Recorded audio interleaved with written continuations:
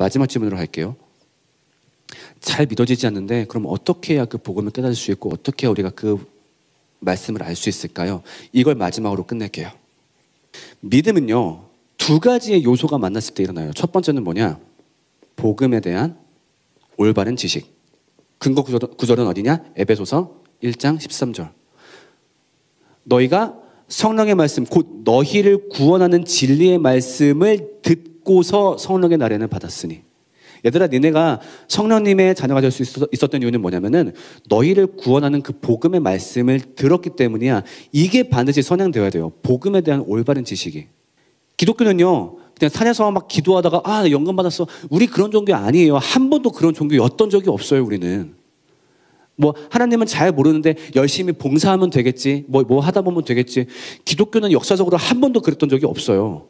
분명히 복음에 대한 올바른 지식이 있어야 거기에 대해서 성령님이 그 사람에게 나른을 줄 수 있단 말이에요. 그렇지, 최소한도 거기에 대해서 알아야 거기를 감격하든가 말든가 할 거 아니에요. 그 다음 두 번째 뭐가 있어야 될까요? 성령의 도우심. 근거 구절은 고린도전서 12장 3절. 그러니까 이것만 들었다고 딱 믿어지는 건 아니에요. 그렇잖아요. 세상에 성경학자들이 얼마나 많아요. 그렇다고 그 학자들이 다 믿지는 않을 거 아니야. 이 지식은 공부하다 보면 얻을 수 있어요. 근데 그 공부했다고 이게 딱 내 걸로 감화가 되는 건 아니에요. 그것을 들은 다음에 분명히 성령님의 도우심이 있어야 돼요. 그러니까 이거 따지려면 왜 못 따져? 그렇잖아. 아니 2000년 전에 중동에서 어떤 남자가 죽었대. 근데 그게 너의 죄와 사망을 해결했대. 이게 뭐야? 근데 성령님의 도우심을 얻으면은 그 고백을 들었을 때 이유는 모르겠는데 내 안에 감사가 먼저 피어오른단 말이지. 그래서 이 구절 내용은 뭐냐면요, 너희가 성령으로 아니하거든 그 누구도 예수를 주로 고백할 수 없느니라. 그건 성령의 도우심이라는 거예요. 즉 이 두 가지가 만나서 믿음이 형성이 되는데 대부분 어디가 문제냐면요, 대부분 첫 번째가 문제예요. 우리가 복음에 대한 올바른 지식을 알고 있다라고 보통 생각을 해요. 근데 대부분 보면은 아까 얘기했던 요한복음 3장 16절 거기서 끝나요. 그냥 하나님이 사랑하셔서 내 죄를 위해서 아들을 죽게 하신. 그래, 이게 복음의 요약은 맞는데 그럼 정말로 이 한 문장에 사람이 감화되기가 쉽지 않겠죠. 그래? 우리 죄를 위해서 독생자가 왔다고? 우리가 왜 죄인이야? 아까 얘기했잖아. 사람이 착할 수도 있고 선할 수도 있는 거지.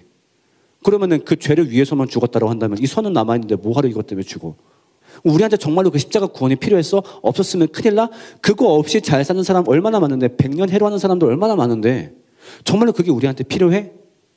이걸 복합적으로 담은 게 성경이라는 책인 거예요. 그래서 복음에 대한 올바른 지식을 터득하려면 성경을 이런 복음 관점에서 바라볼 수 있어야 돼요. 그리고 끊임없이 질문하고 대화하고 얘기해야 돼요. 성경을 볼 때도 이건 정말 그 책 관점에서 접근하시는 경우가 있어요. 예를 들면 뭐 바울의 전도 여행 코스를 뭐 이렇게 외우고, 아니면 뭐 이스라엘 왕의 순서들을 외우고. 근데 그거는 약간 좀 우리가 교과서처럼 책을 보는 거고, 그게 아니라 정말로 이 복음에 대한 올바른 지식을 쌓기 위해서는 여기에 대해서 되게 깊게 알아보고 공부하고 대화하고 질문하고 하는 과정들이 필요해요. 교회가 이걸 도와줘야 되고, 이따 제가 그걸 조금은 도와드릴 거예요. 그래서 여러분들한테 뭐를 권하고 싶냐면요, 올 한 해 목표를 요걸 한번 삼아보자고요. 내가 생각보다 복음을 잘 모르고 있었구나. 내가 생각보다 십자가를 잘 모르고 있었구나. 아까 봤잖아요. 내가 생각보다 회심을 안 한 상태일 수도 있겠다. 그럼 어떻게 해야 될까? 복음에 대한 올바른 지식을 먼저 공급받아 보자.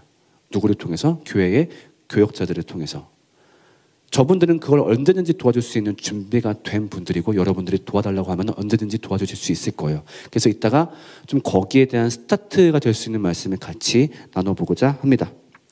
네. 지금 질문 짧게 대답드리면요, 올바른 지식을 채우기 위해서 성경 공부도 하고 신앙서적도 읽고 있는데 복음을 알기만 하고 믿어지지 않아서 갑갑함이 큽니다. 어떤 부분을 더 해야 될까요? 아까 두 가지 기준으로 대답을 해드릴게요. 그러니까 만약에 내가 복음에 대한 지식이 부족한 것 같다라고 판단이 되면 그 지식을 쌓기 위해 노력하시고, 근데 아무리 점검해도 정말로 괜찮다? 나 지식 다 알고 있는데? 그 다음에는 성령의 도우심을 구해야 되는 거죠. 자, 근데 성령의 도우심 어떻게 구할 수 있을까요? 기도하는 건데, 문제는 뭐냐면은 이게 언제 올지 몰라요. 저도 회심의 사례를 봤을 때 복음을 들었을 때 빡 성령의 도우심이 온 경우도 있고, 아니면 굉장히 늦게 온 경우도 있어요. 근데 초조할 건 없는 게, 예수님이 말씀하신 게 뭐예요? 우리가 기도하면 성령을 주시겠다라고 말씀하셨어요. 그래가지고 너희가 그 자녀가 떡을 달라 하는데 뱀을 줄 사람이 누가 있겠느냐? 악한 너희도 자녀에게 이렇게 하고는 성령을 구하는 너희에게 하나님이 성령을 주시지 않겠느냐라고 말씀하셨다 보니까 하나님이 보증하신 거야. 그러니까 우리가 그냥 구하면 돼. 성령을 달라고 구하면은 그다음부터 그분 문제예요. 아주 웃긴 말일 수 있겠지만 진짜예요. 그러니까 아무리 복음의 지식은 다 쌓았는데 이게 안 믿어져? 그거 괜찮아요. 괜찮아요. 여러분 잘못 아니에요. 그러니까 정말 지식을 잘 쌓았다라고 한다면은 어떤 부분에 대해서 납득이 안 가는지, 혹은 그리고 정말 성령에 감화된 공동체는 어떤 모습으로 살고 있는지 그 공동체 내에서 끊임없이 거하면서 같이 그 기도를 유지하는 게 너무너무 중요하고요. 교회 공동체가 그런 사람들을 도와줘야 돼요. 왜냐하면 교회 안에 분명히 있어요. 잘 용기를 내서 말을 못하는 거지. 어떤 사람들 복음을 다 습득했는데 안 믿어진 사람도 분명히 있어요. 근데 이거 말하면 나 이상하게 볼까 봐 말을 못하는데, 그 사람들 그거 말할 수 있게 해줘야 돼요. 그래서 그 사람들과 같이 교제할 수 있게 해야 되고, 혹은 그 사람들을 이렇게 흩어가지고 진짜로 감화된 사람들과 교제해서 끊임없이 그 영향 가운데 있게 해줘야 돼요. 초조해야 하지 않게. 그래서 이거를 말 못하는 분위기가 돼버리면 안 됩니다. 거기에 대해서 개인과 교회의 노력이 같이 필요한 부분입니다.